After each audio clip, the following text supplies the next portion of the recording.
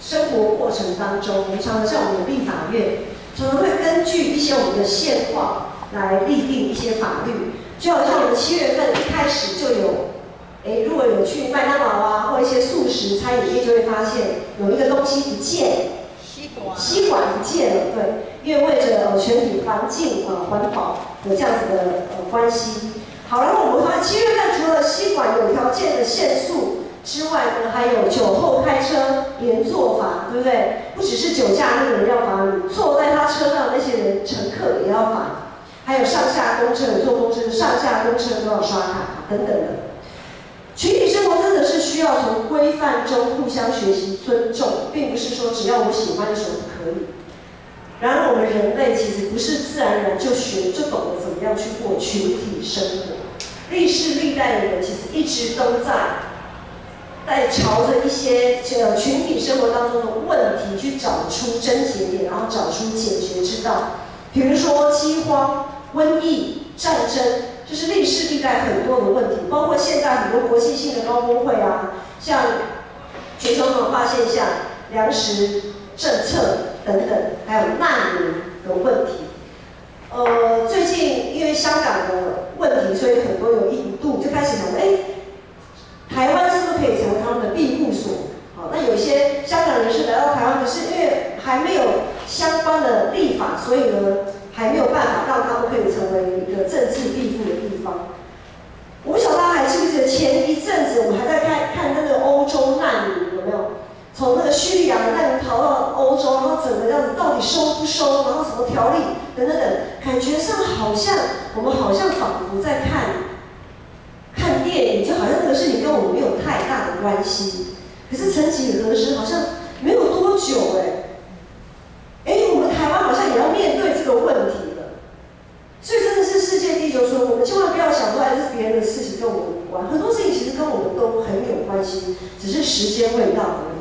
世界是如此，其实信仰群体也是如此。我们看亚当夏娃这对夫妻，只是2个人而已，他们就不会过团体生活，他们的关系后来就我们都知道很熟悉。还有他们的下一代亚伯该隐这对兄弟也是没什么好下场。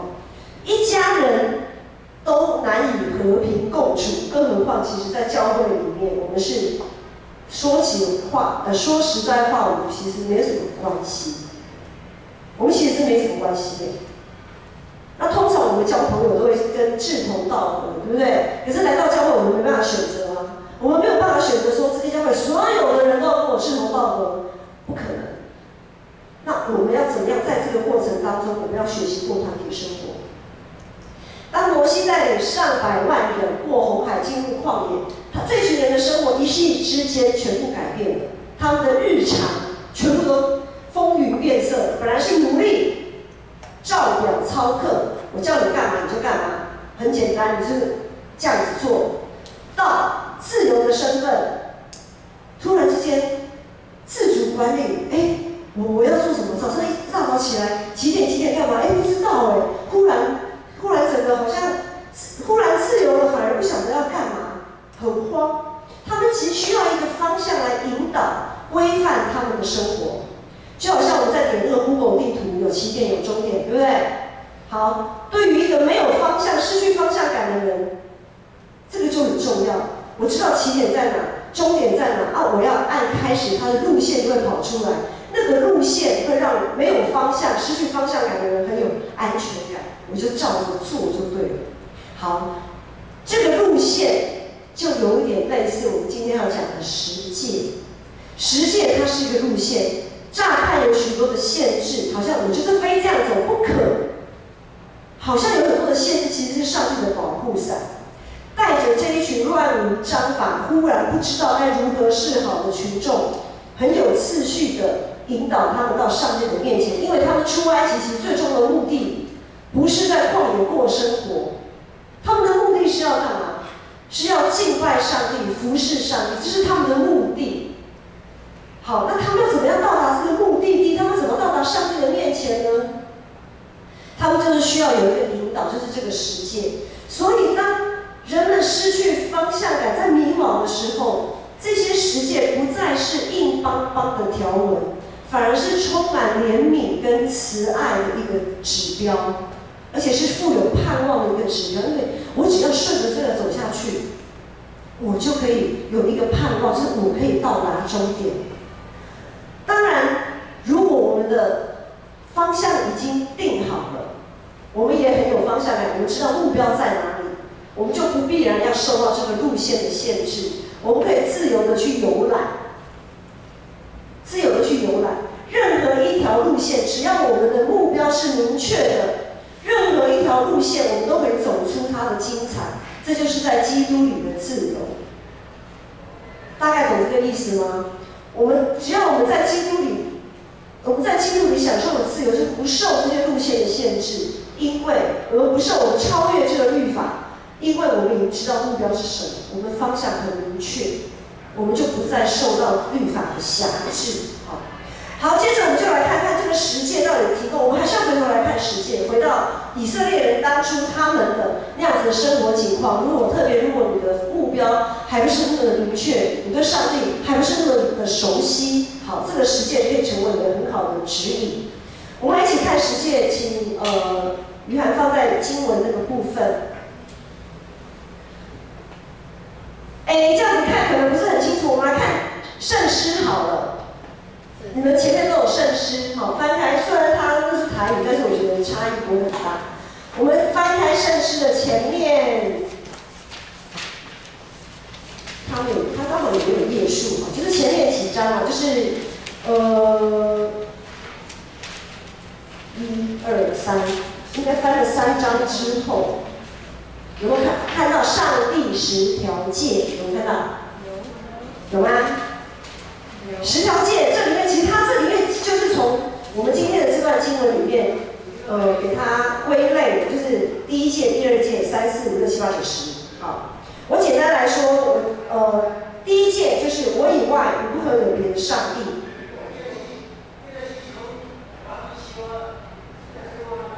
所以我想说，奇怪，怎么会有这个声音这样子跑出来？好，第2诫，不可为自己雕刻偶像；第3诫，不可妄称耶和华你上帝的名；第4诫，当守安息日。到这里为止，从第1诫到第4诫都是对上帝，我们对上帝的该有的认识、该有的态度，好，该有的一个如何敬拜他。从第1诫到第4诫。是指我们对上帝。接下来第5诫，当孝敬你的父母；第6诫，不可杀人；第7诫，不可行奸淫；第8诫，不可偷窃；第9诫，不可作假的见证；第10诫，不可贪图你邻舍的一切的东西。好，所以简单来讲，我们今天读的经文就是上帝的10条诫。这10条诫命是上帝主动提出要跟以色列人立约的条款。其实上帝大可不必这么大费周章因为他已经带他们出埃及了。照理讲，上帝就给放在他们自生自灭就好了。还记得吗？我们在读出埃及记，因为是我们最近的读经进度嘛，就是他们受苦啊，被奴役啊，很辛苦，然后他们哀叫嘛，呼求嘛，然后上帝都差派摩西把他们带出来嘛。到这边为止，应该就结束了吧？祷告就蒙应允了嘛，是吧？上帝为什么那么鸡婆，还要弄这个10条诫？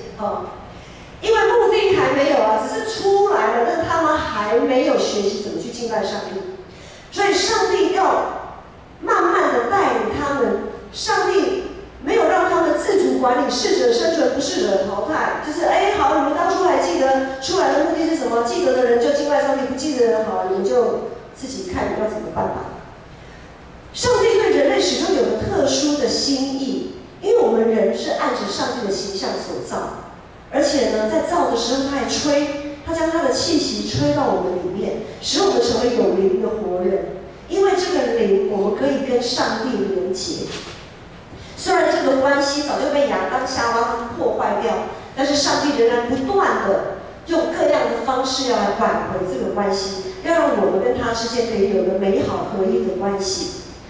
果然，这群以色列百姓没有让上帝失望，没有说啊，上帝你很啰嗦讲了那么长一串一大堆，很烦我们已经不晓得该怎么办了，你还在那边讲一堆这样子。当上帝颁布十诫要跟这群人立约的时候，这群以色列人异口同声的说：耶和华上帝所吩咐的一切，我们都必遵行，也必听从。哇，非常异口同声这样子，同心合意的回应上帝，真好。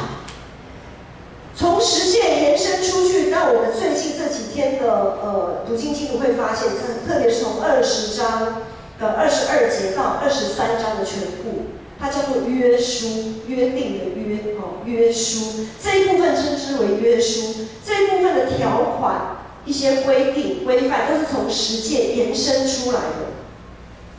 当我们自己现在读的时候，会觉得好烦还不只是这些我们往后再看利未记啦、生命记的时候，我们会看到很多东西都就这样跑出来了，这样子就是在生活上碰到的问题，就要立法去解决这样子。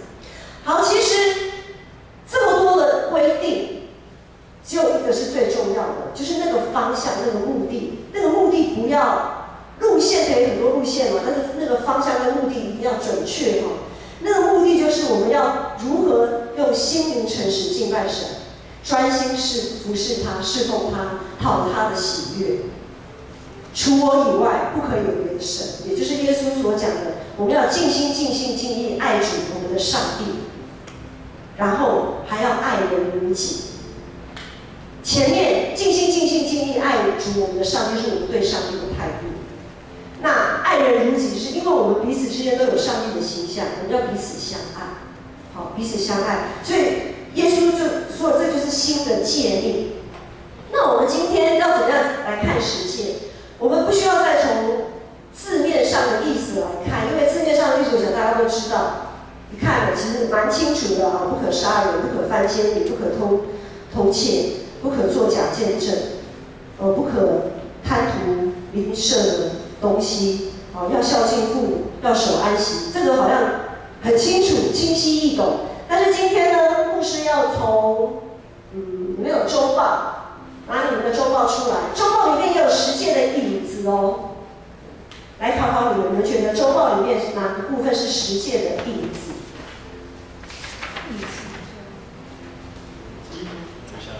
有亮点周报里面有亮点。你们很喜欢找亮点，对不对？有没有时间的影子在哪里？马来西亚讲错不会扣分来猜猜看亮点在哪里？他好瞎基督徒八要，对，我们今天就试着来从基督徒八要，他们是印周报印在这边印好看因为彩色好看装饰用的这个不是用来装饰用的。好，我们今天就从基督徒八要来看十诫，它怎么提醒我们？好，第一项，基督徒八要的第一项，我们看着周报这样的顺序来第一项是敬神爱人，敬神爱人其实就是刚刚讲的新的诫命对不对？尽心、尽心、尽力是那个爱主我们的上帝，然后呢要爱人如己所以这个就不用讲了，这个是一个算是总纲第一条就是最主要的，就像十诫的第一条，除我以外不可有别的神。好，再来第二项，天天读经。如果我们没有读圣经，我们没有办法明白上帝的心意，我们如何要讨他的喜悦？我们如果常常讲说我们要讨神喜悦，可是我们完全不晓得他到底喜欢什么，那我们其实讨到最后都是讨自己的喜悦而已。就像我刚才讲的，我们来教会，我们没办法选择我们的肢体，我们没有办法选择跟我们志同道合的人。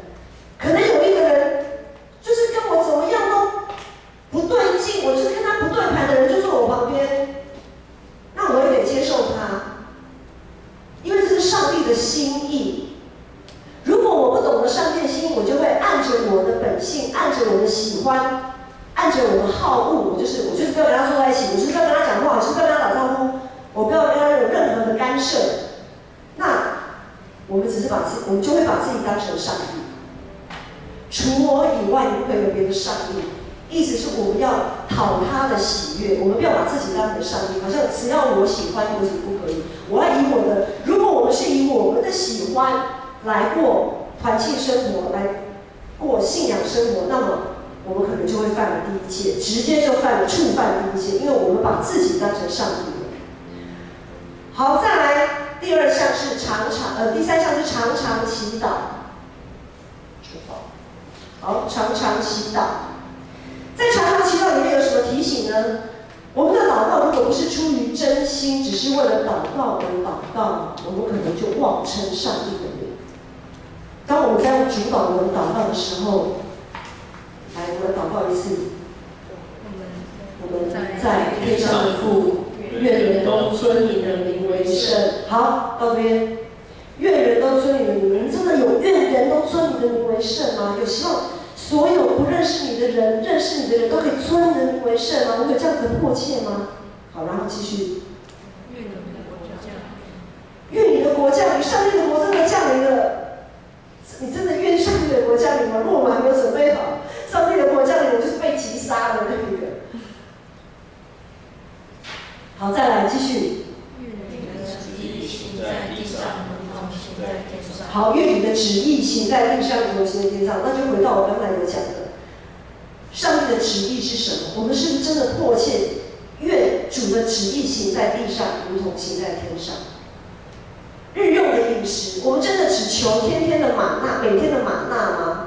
还是我们其实也是会为明后天、下一周、下个月担心呢？就是我们在祷告的时候，我们是有口无心的祷告，还是真心的知道我们在祷告什么？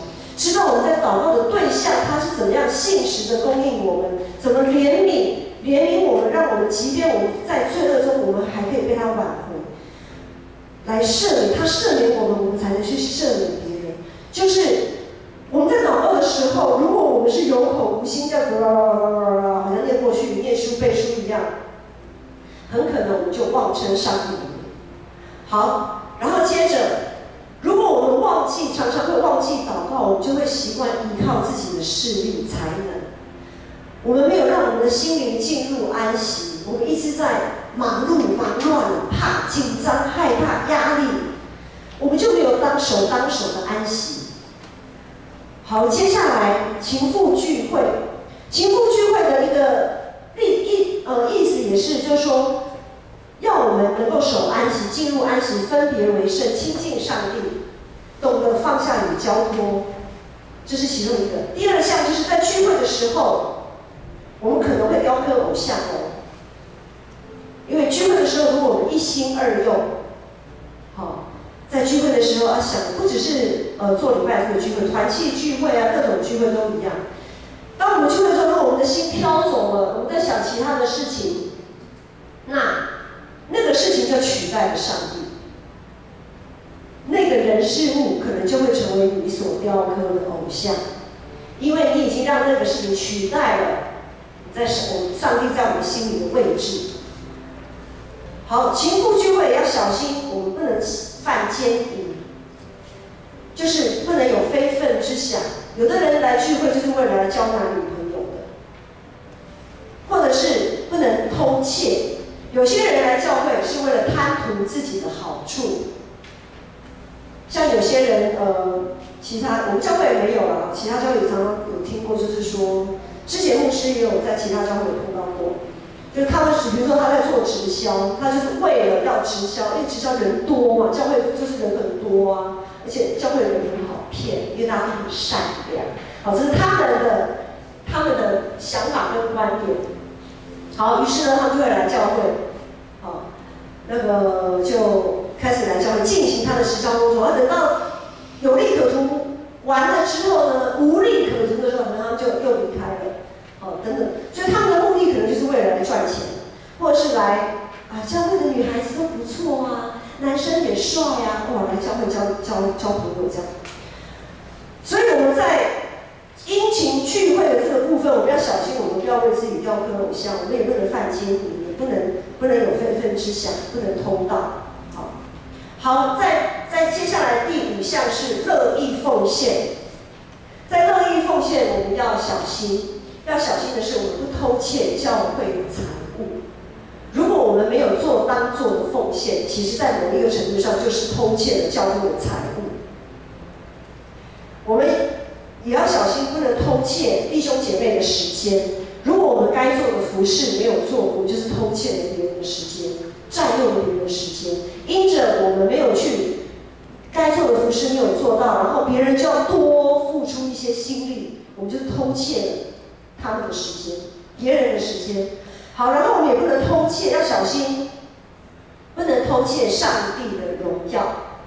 所以我们要常常彼此代祷，让我们可以知道，今天我们可以成就什么，是因着上帝，不是因为人。所以在我们参与，从刚刚殷勤聚会到乐意奉献，当我们在参与教会团契的生活，我们要常常省察自己是服侍的机会多，还是被服侍的机会多。我们成为基督徒，不是来享受参加俱乐部享受的。牧师也讲过，那个奉献不是好像你缴会费，我缴了会费，我就会像俱乐部一样会享用各种的设备设施，不是的。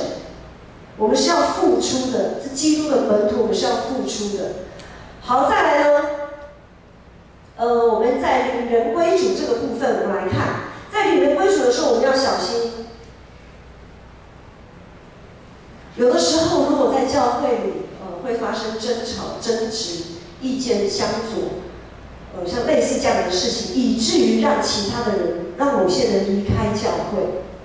如果那些人离开教会，还有去其他的教会聚会，那还好，那还 OK。好，如果他就因此就离开教会了，就不再进教会，然后对这个信仰也觉得非常的失望。那我们可能就犯了其中的一条诫命，就是杀人。我们可能就杀了他，因为他与永生的上帝隔断了，他离开了上帝，他失去了永生。我们除了要消极的避免这样子的事情发生，我们更要积极的要劝勉那些失落的人可以再次的回到教会。把他们拉进来，就像主耶稣说，宴席都已经准备好了，你们要去巷口街市，勉强让人进来。好，我们要积极的领人归主啊。然后在领人归主这个部分呢，我们要小心，不可做假见证。很多时候我们没有活出该有生命的见证，我们就是做假见证。比如说，有的时候我们灵命骄傲的时候。我们灵命有骄傲的时候，是不是就会让人家跌倒？我们会按着自己的好恶去选择、去指责、去论断别人的时候，这就是我们灵命骄傲的时候，活不出见证的时候，活不出耶稣怜悯、谦卑的样式，我们就做了假见证。好，然后再来我们看服务社会。服务社会是不贪恋邻舍的需要，该施舍的时候就要乐于施舍。我们也不贪图社会资源，我们可以把有限的资源给更需要的人。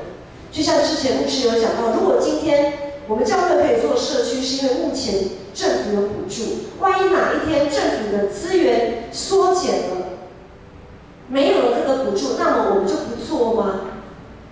这么多心灵孤单、独自在家的老人，他们或许不缺钱，但是他们是心灵孤单，甚至于心灵忧伤的人，我们放到他们不管吗？我们就因为没有补助就不做吗？今天我们可以在主里面，我是不是可以说，主耶和华，你是我的牧者，我并不知缺乏。当我们还可以付出的时候，我们就要感谢我们是可以付出的那个，而不是一直伸手要的那一个。好，当我们可以付出的时候，我们要感谢，我们不要贪图那些东西。再来，最后一项维护生态，维护生态它的议题也是很大的，就是土地正义、居住正义跟环境正义，都是我们现在要去关注的。特别是在我们常常讲说，在都更的过程当中啊，过去都有一些所谓的钉子户，那些所谓的钉子户都是那一些想要都更的人对某少部分不想都更的人的一个称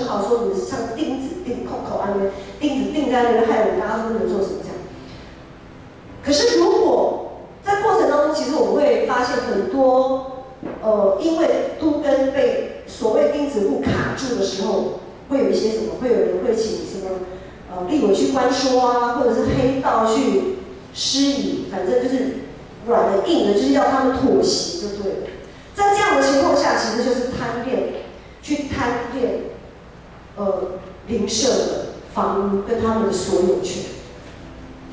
如果没有用正当的方式让他们甘心乐意的说好，大家一起都跟，其实很多时候在这个部分的议题我们要去了解，或者是在经济发展跟山林如何永续的维持那个环境，那个大自然，怎么去找到一个平衡？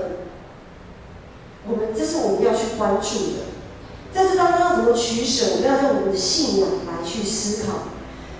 好，接下来我们看了这么多了从敬神爱人、天天读经、常常祈祷、勤步聚会、乐意奉献、以人归主、服务社会、维护生态。牧师不晓得你们心里会不会觉得说，哇，原来我犯了这么多戒？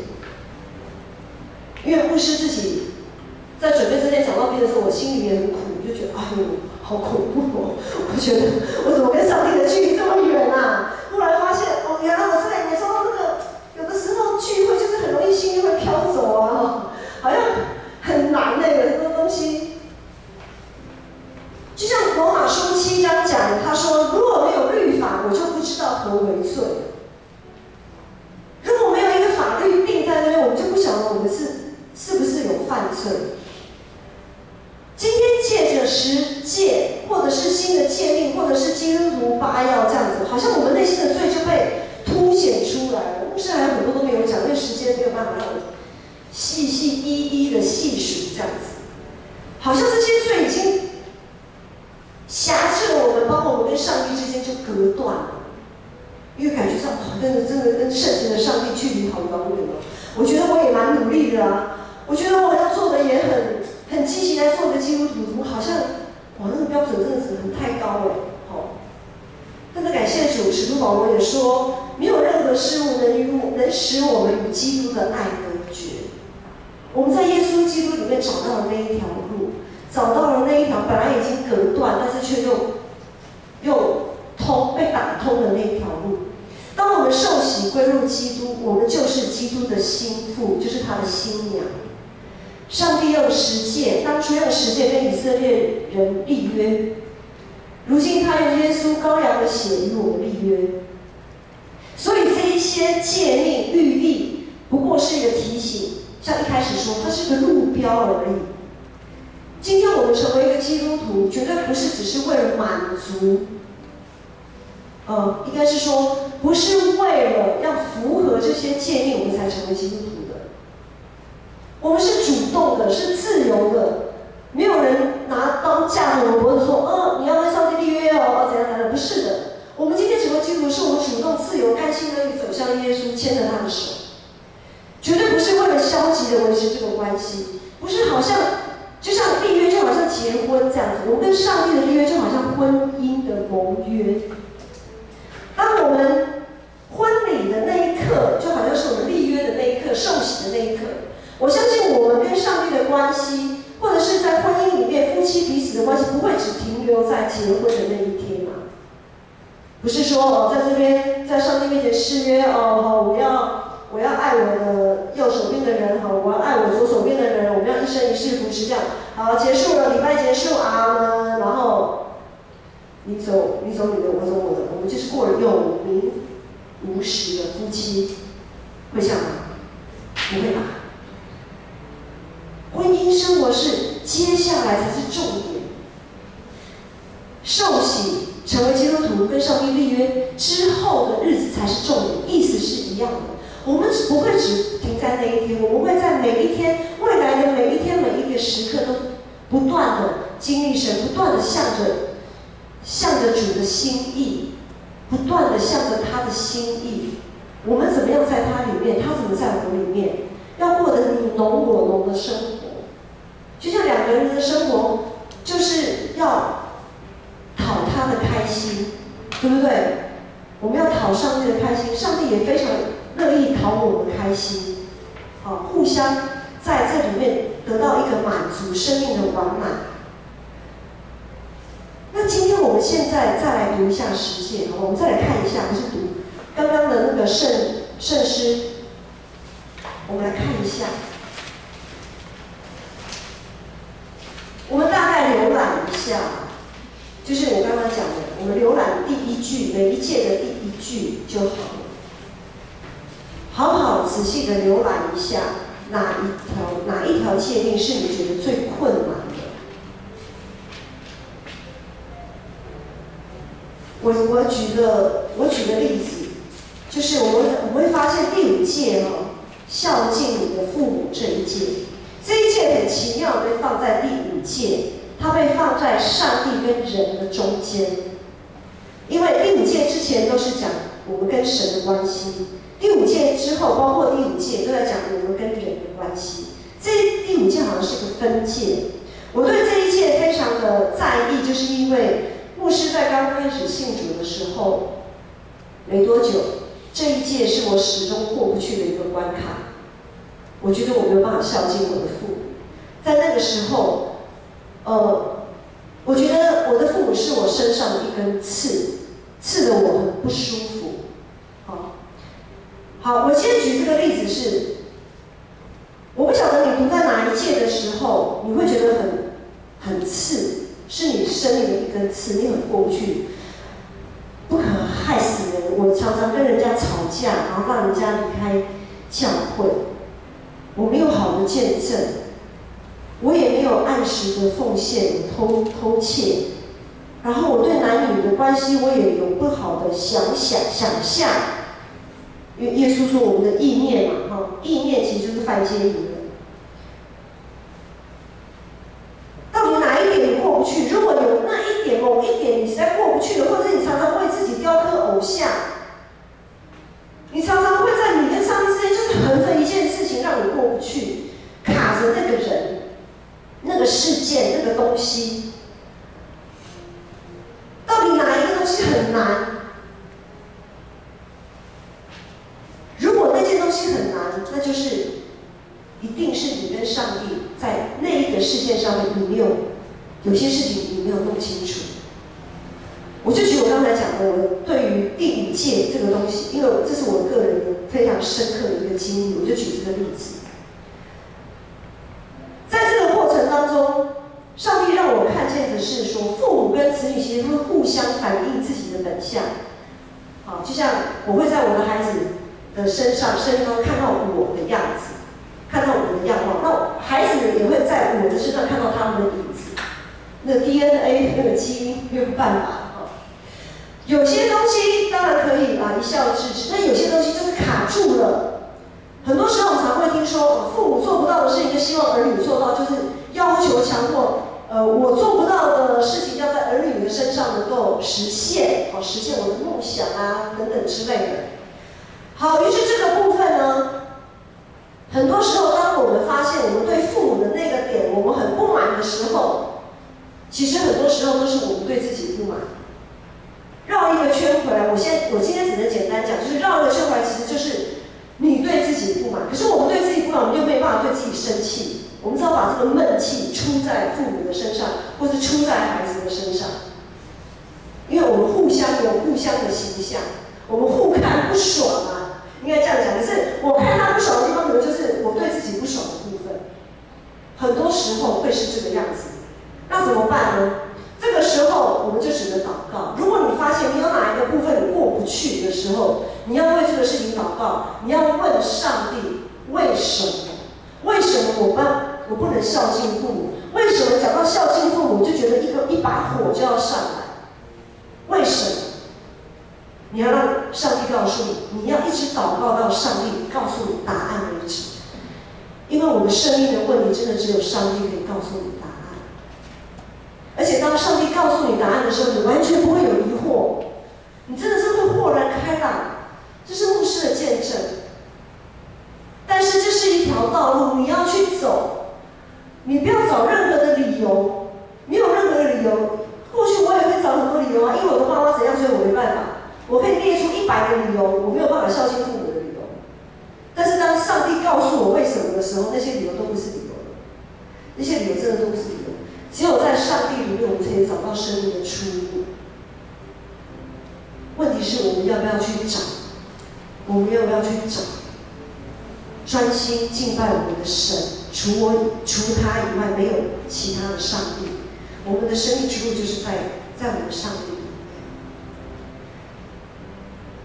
这样我们才能心灵诚实的敬拜神，我们才能完全的顺服上帝在我们人生当中的安排。而不是当我们每次敬拜的时候，总是会有一个东西卡住，让我们好像一根刺一样，吞也吞不下去，吐也吐不出来。好，所以今天盼望借由这个实践，我们可以在上帝里面，我们可以一直很专心的、很专注的向着上帝走去，不要给自己找理由，不要给自己找借口，因为生命的出路只有在上帝那里。路标，上帝已经帮我们指引出来了，我们就按着这个路标，不断的走向上帝，让我们可以坦然的，你可以跟上帝生气，你可以跟上帝诉苦，你可以跟上帝呐喊说为什么？我们可以很坦然的来到上帝的面前，是因为耶稣基督的宝血，他洗净我们的罪，打通了那一条我们跟上帝之间原本隔绝的那条道路。我们一起起立来唱这首诗歌。我们每一天需要我们的主，需要我们的神，需要他的话，需要他的灵。让我坦然无惧来到世人座前，用心灵诚实寻求你。亲爱的天父，我何等地需要你，需要更多的你同在，在我生命。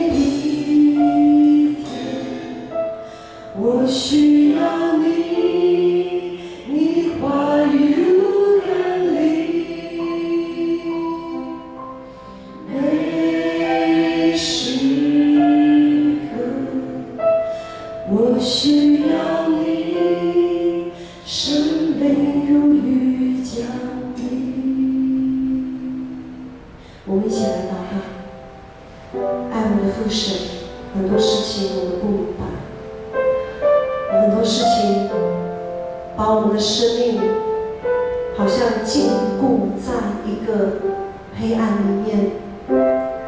但是主，我们今天要在你里面寻求，我们不只是今天，我们要每天在你里面寻求。相信主，你必会让我们知道那个答案是什么，然后我们可以喜乐地将一切的荣耀都归给你。愿我主耶稣基督的恩惠、天父上帝的怜悯与慈爱、圣灵的帮助与感动，与你们众人同在，从今时直到永远。阿们。